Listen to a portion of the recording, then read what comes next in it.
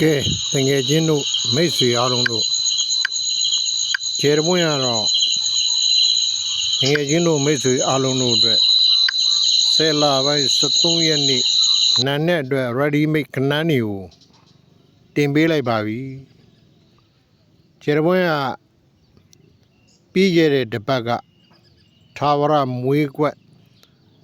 12ကွက်မှာ4ကြိမ်အောင်ပွဲဆင်နိုင်ခဲ့ပါတယ်နှစ်ကြိမ်အောင်ရင်ကိုပဲမွေးခွက်ကလက်မထောင်လို့ရပါတယ်ပြီးခဲ့တဲ့တစ်ပတ်ကကီးတော့8ကြိမ်အောင်ပွဲဆင်နိုင်ခဲ့ပါတယ်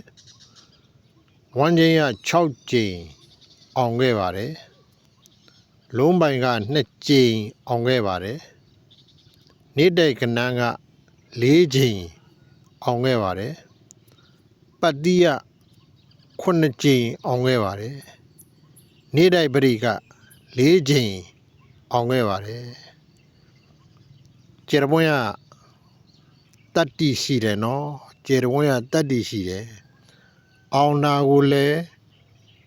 အမြဲဖော်ပြရဲတယ်မအောင်နာကိုလည်းအမြဲဖော်ပြခဲ့တယ်အဲ့ဒါကျေရပွင့်ရဲ့တတ္တိပဲ10 လပိုင်း 13 ရက်နေ့နာနဲ့အတွက်2ကြိမ်ကနေ4ကြိမ်ထွက်နိုင်တဲ့ပတ်တီး3လုံးကိုပေးထားပါတယ်4ပတ်တီး8ပတ်တီး9ပတ်တီးပါကြက်ရာကိုရွေးပြီးတော့ ပတ်နိုင်ပါတယ်နေ့တိုက်ပရိတ်ကတော့1ပရိတ်4ပရိတ်5ပရိတ်ပေးထားပါတယ်ဒါကတော့နေ့တိုက်ပရိတ်ပါတစ်ကြိမ်ချင်းသွားရမယ်နေ့တိုက်ပရိတ်ဖြစ်ပါတယ်1ပရိတ်ပေးထားပါတယ်4ပရိတ်ပေးထားပါတယ်5ပရိတ်ပေးထားပါတယ်ပရိတ်3လုံးကစားမှ16ကွက်ပဲရှိပါတယ်ကြိုက်တယ်လို့ကစားနိုင်ပါတယ်တစ်လုံးနဲ့ရွေးလည်းကစားနိုင်ပါတယ်3လုံးစလုံးရွေးပြီးတော့လည်းကစားနိုင်ပါတယ်မနက်ဖြန်မှာကီးတော့နေတဲ့က2 4 5ကိုပေးထားပါတယ်ဝမ်ကျင်းက4 5ကိုပေးထားပါတယ်လုံးပိုင်က4ကိုပေးထားပါတယ်ကြိုက်တယ်ဆိုရင်ယူပြီးတော့ကစားနိုင်ပါတယ်လှုပ်ရှားနိုင်ပါတယ်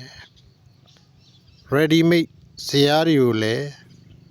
ကြိုက်ရစားနိုင်ပါတယ်အမေအုပ်စုကဏ္ဍများအဖေအုပ်စုကဏ္ဍများဆို2စုခွဲပေးထားပါတယ်ကြိုက်မှလည်းစားပါ ready made ကဏ္ဍတွေကိုစိတ်ကြိုက်ပြုပြင်ပြီးတော့လည်းသုံးစွဲနိုင်ပါတယ်ကဲကျယ်ဝင်းရဲ့9မျိုးသောကဏ္ဍတွေကဘယ်အမျိုးကအအောင်မြင်ဆုံးလဲဆိုတာလေ့လာပါကြည့်ရှုပါတကယ်ချင်းတို့လူလယ်တွေပဲလူဘာတွေပဲလူနတ်တွေပဲဘယ်လိုကစားတဲ့နယ်ဘယ်ဟာကိုကစားတဲ့နယ်ဘယ်လိုကစားတဲ့နယ်ဆိုတာတွေကတော့တကယ်ချင်းတို့ကကျယ်ပွင့်နဲ့အများကြီးပူပါတယ်ကဲ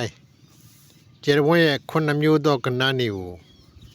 ဖော်ပြရဲတာဖော်ပြဝင့်တာကျယ်ပွင့်ရဲ့အောင်မြင်မှုကိုဘယ်ဆရာတွေကလိုက်လို့မိနိုင်မှာလဲကဲမနက်မှာငယ်ချင်းတို့မိတ်ဆွေအလုံးတို့ကျယ်ပွင့်ရဲ့9မျိုးသောကဏ္ဍတွေကတစ်မျိုးမျိုးကတိုက်ဆိုင်အထောက်အကူဖြစ်ပြီးတော့အောင်ပွဲတွေဆင်နိုင်ပါစေ